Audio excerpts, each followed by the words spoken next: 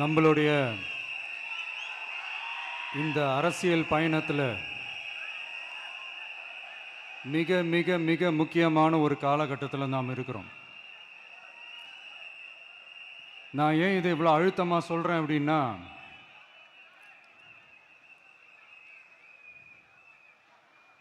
ஏதோ அழுத்தம் இருக்குமோன்னு நினைக்கிறீங்களோ?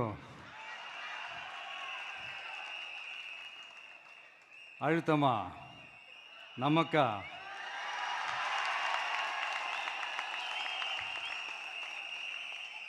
இந்த அழுத்தத்துக்கெல்லாம் அடங்கி போற ஆளா இந்த ஆளு? இந்த மூஞ்சா பார்த்தா அப்படியே தெரியுது உங்களுக்கு?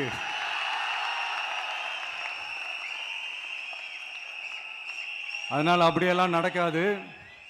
அதுவும் முக்கியமாக நம்ம கிட்ட அதெல்லாம் நடக்கவே நடக்காது. ஆனால் அழுத்தம் இருக்குதான்னு கேட்டிங்கன்னா இருக்குது.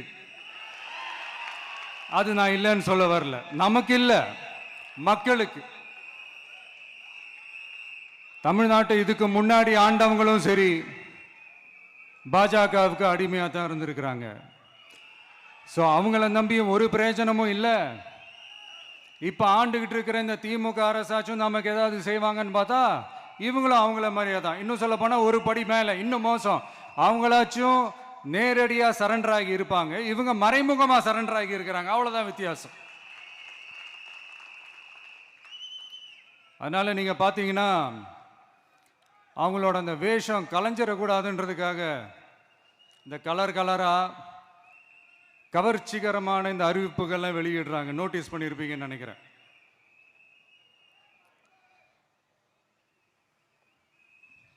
அதனால்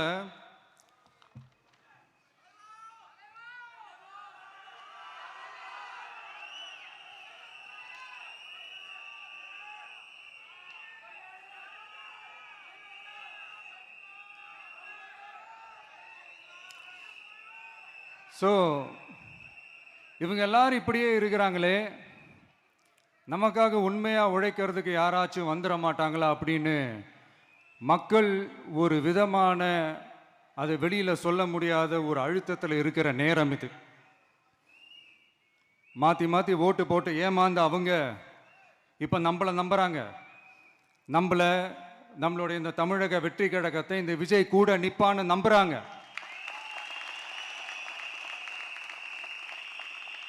நம்மளை நம்புறவங்களுக்காக நாம நம்பிக்கையோடு இருக்கணும்ல. அப்படின்னா இது முக்கியமான, மிக மிக மிக முக்கியமான ஒரு காலகட்டம் தானே. அதனால தான் அவ்வளோ அழுத்தமாக நான் சொன்னேன். இந்த தேர்தல், இந்த கூட்டணி, இதெல்லாம் பற்றி நிறைய இந்த ஹேஷியங்கள் ஜோஷியங்கள் எல்லாம் நடந்துக்கிட்டு இருக்கு இல்லையா? என்னப்பா இந்த விஜய் இப்போ தான் வந்திருக்கிறாரு, இவர் கூடலாம் யார் வரப்போகிறா, அவங்க வரமாட்டாங்க, இவங்க வரமாட்டாங்க, அப்படி இப்படின்ட்டு நம்மளை பற்றி ஒரு அண்டர் எஸ்டிமேட் பண்ணிகிட்டு இருக்காங்களே. அதுனா நமக்கு புதுசாக என்ன? 30 வருஷமாக நம்மளை அண்டர் எஸ்டிமேட் பண்ணிட்டு தான் இருக்கிறாங்க. ஆனால் மக்கள் கரெக்டாக நம்மளை எஸ்டிமேட் பண்ணி ரொம்ப அழகாக, ரொம்ப அக்கறையாக, ரொம்ப தெளிவாக, ரொம்ப தீர்க்கமாக நமக்குன்னு ஒரு இடத்த கொடுத்துருக்குறாங்கல்ல. எப்படி? என் கேரியரின் உச்சமான ஒரு இடத்த கொடுத்துருக்குறாங்கல்ல. அதை இந்த நாடே பார்த்துக்கிட்டு இருக்குல்ல. ஏன் அப்படி எனக்கு அந்த இடத்த கொடுக்கணும்? ஏன்னா இந்த விஜய் நம்ம பிள்ளையாச்சே, நம்ம அண்ணனாச்சே, நம்ம தம்பியாச்சேன்னு சொல்லி அவங்க மனசில் அப்படி தோணுது. அதனால தான் நமக்கு அப்படி ஒரு இடத்த கொடுத்து உள்ளன்போடு அள்ளி நம்மளை அரவணைச்சிக்கிட்டு இருக்கிறாங்க. அப்படி நம்மளை நம்புறவங்களுக்காக நாம் உழைக்கிறதே அது ஒரு பழக்கமாகி இப்போ அதுவே என்னுடைய ஒரு ஒரிஜினல் கேரக்டராகவே மாறிடுச்சு. இத்தனை வருஷமாக இருக்கிற அந்த உழைக்கிற குணம் அது எப்படி மாறும்? அதெல்லாம் மாறவே மாறாது. அரசியலுக்கு வந்ததுக்கு அப்புறமும் சரி, ஆட்சி அதிகாரத்துக்கு வந்ததுக்கு அப்புறமும் சரி, ஒன்னே ஒன்று சொல்ற, எழுதி வச்சுக்கோங்க. இதுக்கு முன்னாடி இருந்தவங்க மாதிரியோ இல்லை இப்போ இருக்கிறவங்க மாதிரியோ ஊழல் செய்யவே மாட்டான்.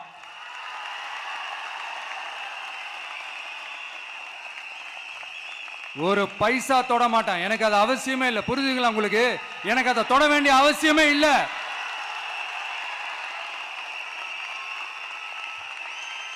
ஒரு துளி ஊழல் கரை கூட படியவே படியாது, படியவும் விட மாட்டான்.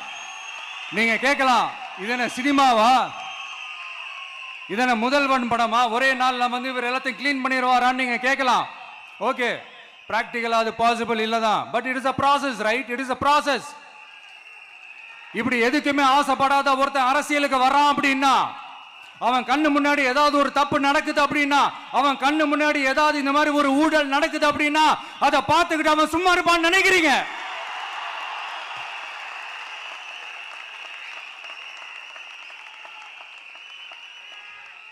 அதனால இந்த தீய சக்தியா இருக்கட்டும், இந்த ஊழல் சக்தியா இருக்கட்டும், ரெண்டு பேரும் தமிழ்நாட்டை ஆண்டவே கூடாது.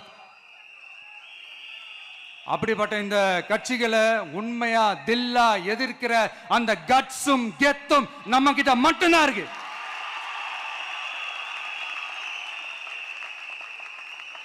அதனால நீங்க என்ன சூழ்ச்சி நம்ம மேல பண்ணாலும், என்ன அழுத்தம் நீங்க கொடுத்தாலும், இந்த அடங்கி போறதுக்கோ, இந்த அண்டி பொழைக்கிறதுக்கோ, இல்ல இந்த அடிமையா இருக்கிறதுக்கால நாம அரசியலுக்கு வரல. என் மண்ணுக்கும் மக்களுக்கும் யார் என்ன தீங்கு செஞ்சாலும் அதை எதிர்த்து அவங்க கிட்ட இருந்து நம்ம மக்களை பாதுகாக்கிறதுக்காக தான் நம்ம அரசியலுக்கே வந்திருக்கிறோம். அண்ட் முக்கியமா தோழர்களே, மக்களுக்கு என் மேல மட்டும் நம்பிக்கை இருந்தா அது பத்தாது. என் கூட டிராவல் பண்ற என்னோட எல்லா தோழர்கள்கிட்ட அந்த நம்பிக்கை வரணும்.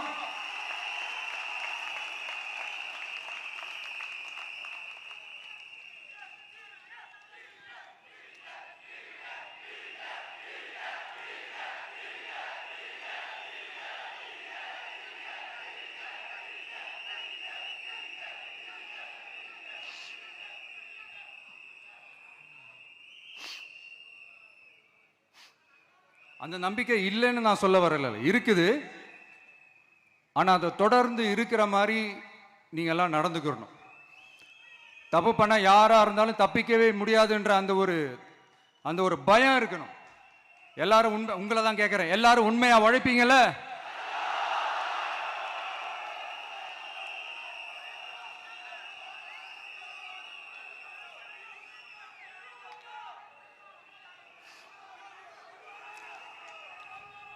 யாருக்காகவும் எதுக்காகவும் நம்மளோட அரசியல காம்ப்ரமைஸ் பண்ணிக்கவே கூடாது, செய்வீங்கல்ல?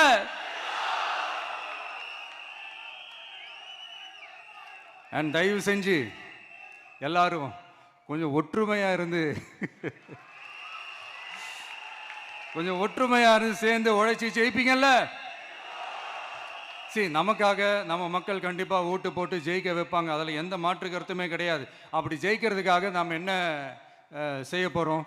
மக்களிடம்னு செல்னு அறிஞர் அண்ணா அவர்கள் சொன்னதை ரொம்ப டீப்பாக சின்சியராக அடாப்ட் பண்ணுறதோட மட்டும் இல்லாமல் நம்மளோட அரசியலில் அதை செயல்படுத்தணும்.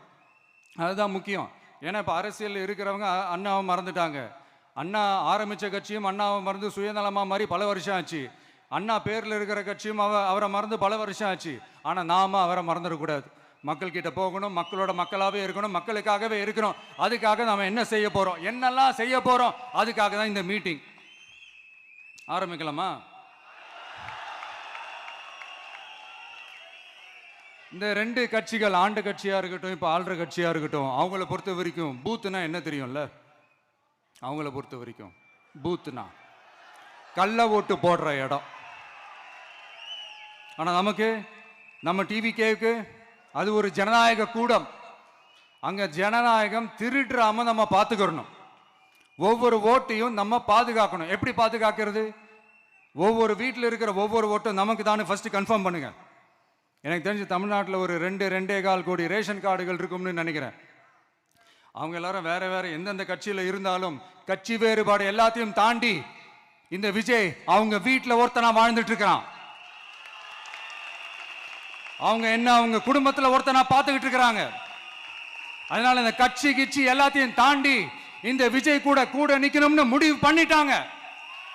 அதனால அப்படி முடிவு பண்ண அவங்கள பாதுகாப்பா பூத்துக்கு கூட்டிட்டு வாங்க. நம்மளோட இந்த விசில் சின்னத்துக்கு ஓட்டு போட வைங்க.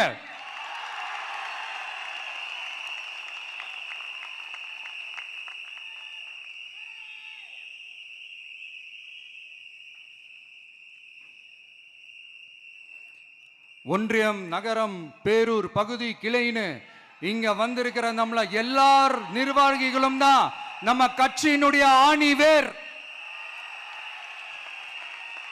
நீங்க எல்லாரும் சுதந்திரமா செயல்படணும், சுதந்திரமா செயல்பட விடணும்.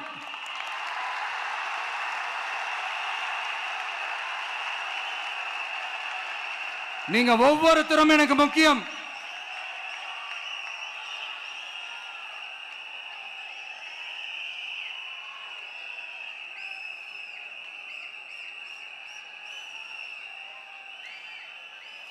நீங்க தான் நம்மளுடைய இந்த BLAs பூத் லெவல் ஏஜென்ட்ஸோட களத்தில் நின்று வேலை பார்க்க போற ஃப்ரண்ட் லைன் வாரியர்ஸ். இப்ப நடக்க போறது வெறும் எலெக்ஷன் கிடையாது, இது ஒரு ஜனநாயக போர். இந்த டெமோக்ராட்டிக் பேட்டில லீட் பண்ண போற கமாண்டர்ஸ் நீங்க தான்.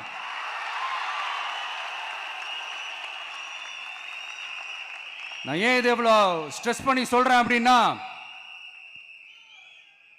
இந்த தீய சக்தி எப்படி, இந்த தீய சக்தியோட தில்லு முள்ளுலாம் உங்களுக்கே நல்லா தெரியும். முழிச்சிட்டு இருக்கும் போது முழியை தோண்டி எடுத்துட்டு போற கூட்டம்.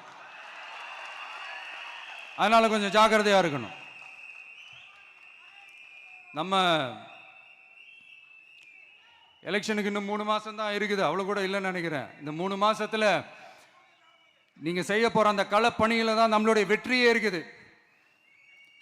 உங்களுக்கு இந்த விஜய் பிடிக்கும்ன்றது உண்மைனா, சத்தியம்னா, உங்களோட உழைப்புல அதை காட்டுங்க.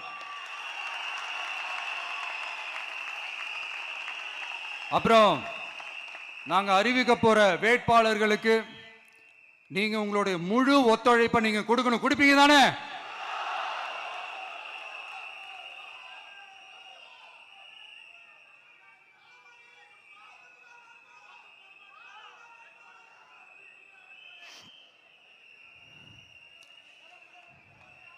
உங்க எல்லாரையும் ஒரு எனர்ஜைஸ் பண்ற மாதிரி உண்மையா நடந்த ஒரு கதை ஒன்று சொல்றேன்.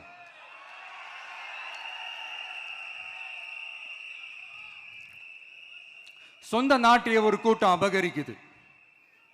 சொந்த நாட்டிலேயே இருக்க முடியாத அளவுக்கு ஒரு நெருக்கடி ஏற்படுது.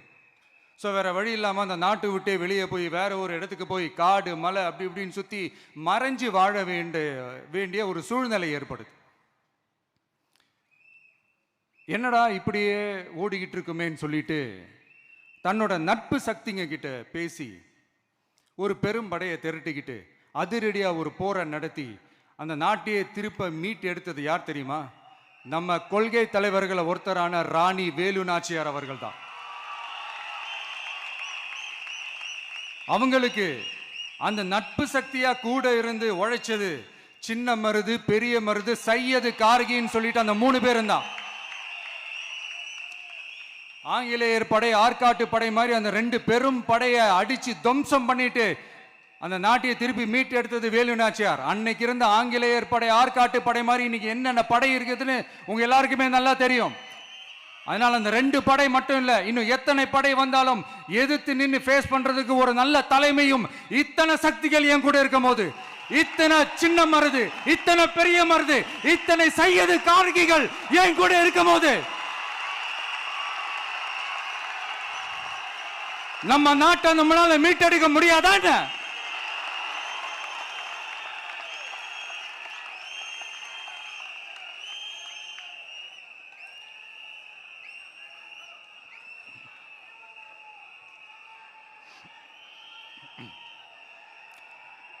அதுவும் இந்த படை, நம்மளுடைய இந்த TVK படை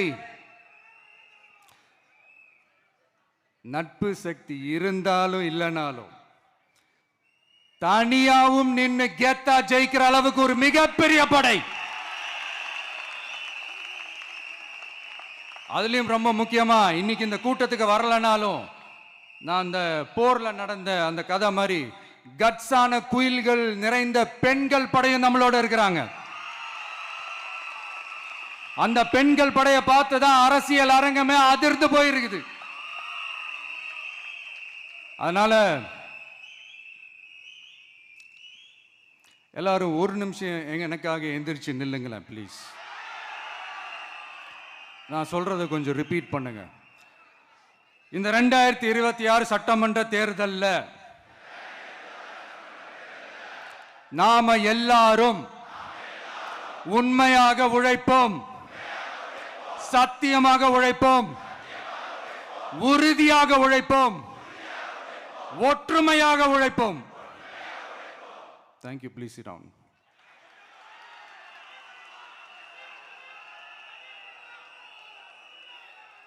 உங்களோட இந்த வார்த்தையை நான் மனப்பூர்வமா நம்புறேன். நான் ஏற்கனவே சொன்ன மாதிரி இந்த வரப்போற தேர்தல் இதுவரைக்கும் தமிழ்நாடு பார்த்திராத ஒரு வித்தியாசமான தேர்தல். நம்மளுடைய படை வரிசையும் அப்படிதான், ஒரு பவர் பேக்ட் ஃபோர்ஸ். இவ்வளவு நாள் இதை நாம மட்டும்தான் சொல்லிக்கிட்டு இருந்தோம். இப்போ கொஞ்சம் கொஞ்சமா அதை வெளியில சொல்ல ஆரம்பிக்கிறாங்க. என்னடா இந்த விஜய் கூட இருக்கிற ஃபோர்ஸை பார்த்தா சாதாரண ஃபோர்ஸ் மாதிரி தெரியல, மிலிட்ரியோட பெரிய ஃபோர்ஸா இருக்குது, வரப்போற எலெக்ஷனை கணிக்கவே முடியல, அப்படி இப்படின்னு சில குரல்கள்லாம் கேட்க ஆரம்பிக்குது. கணிக்கவே முடியலன்னு அவங்க வேணா சொல்லலாம், ஆனா மக்கள் ஆல்ரெடி கணிச்சு முடிச்சுட்டாங்க. அவங்க மனசை நல்லா புரிஞ்சு வச்சிருக்கிற நமக்கு அது நல்லாவே தெரியும்.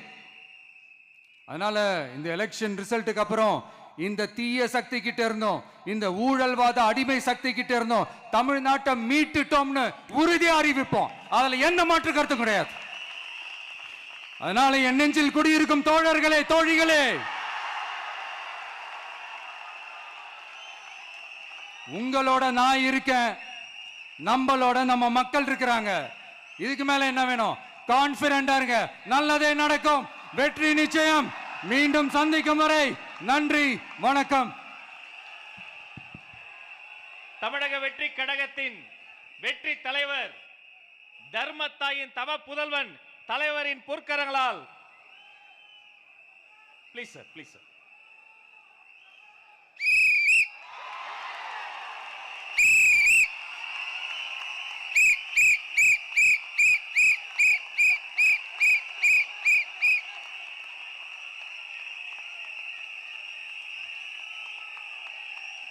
நம்ம சின்னம் உங்கள் சின்னம், நம்மளுடைய வெற்றி சின்னம் விசில். கப்பு முக்கியம் பகிலே.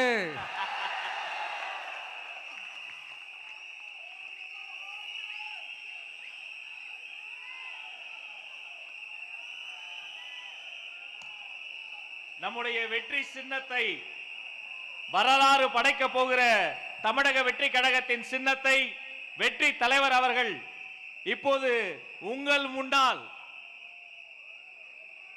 இதோ அறிமுகம் செய்கிறார்.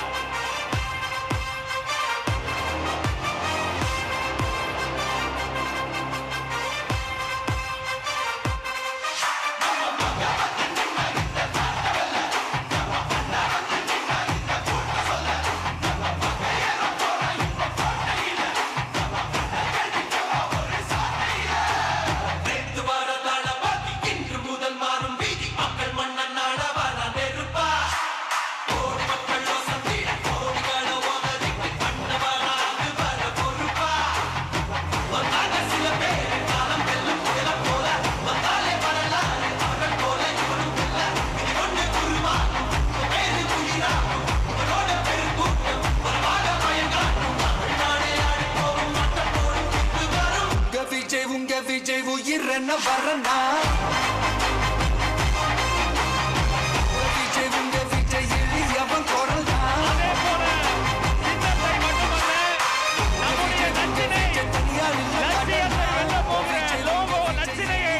வெற்றி தலைவர் இதோ அறிமுகம் செய்கிறார். வீட்டுக்கு வீடு, வீதிக்கு வீதி, ஊர் முழுக்க உலகம் முழுக்க புதிய சரித்திரம் படைக்க போகிற தமிழக வெற்றி கழகத்தினுடைய தேர்தல் பரப்புரை லட்சினை வெற்றி சின்னம் விசையோடு இதோ.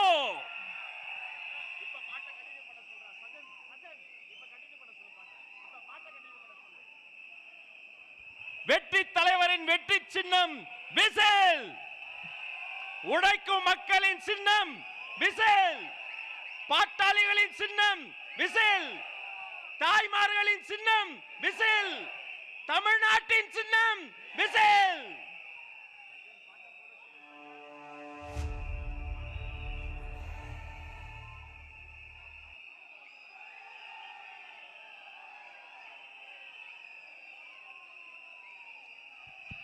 இந்த லோகோ லட்சணையை ஆதாரமாக கொண்டு வீட்டுக்கு வீடு நம்முடைய கேம்பெயின் பரப்புரை துவங்குகிறது என்பதை நெஞ்சார்ந்த மகிழ்ச்சியோடு உங்களோடு பகிர்ந்து கொள்கிறோம். இனி வீட்டுக்கு வீடு விசில்.